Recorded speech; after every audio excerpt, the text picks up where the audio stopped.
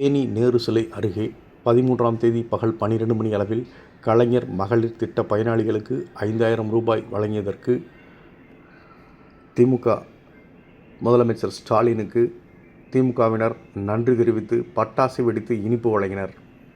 தமிழ்நாடு அரசு சார்பில் முதலமைச்சர் ஸ்டாலின் கலைஞர் மகளிர் திட்ட பயனாளிகளுக்கு பிப்ரவரி, மார்ச், ஏப்ரல் மாதங்களுக்கான முன்பணமாக 3000 ரூபாயும், கோடைகால சிறப்பு தொகுப்பாக 2000 ரூபாயும் என தலா 5000 ரூபாய் அவர்களது வங்கி கணக்கில் வரவு வைக்க உத்தரவிட்டதை தொடர்ந்து பயனாளிகள் வங்கி கணக்கில் 5000 ரூபாய் வரவு வைக்கப்பட்டதற்கு நன்றி தெரிவித்து தேனி நேரு சிலை அருகே தேனி பாராளுமன்ற உறுப்பினர் தங்கத்தமிழ்ச்செல்வன் தலைமையில் பட்டாசு வெடித்து பொதுமக்களுக்கு இனிப்பு வழங்கி கொண்டாடினர். இந்த நிகழ்ச்சிக்கு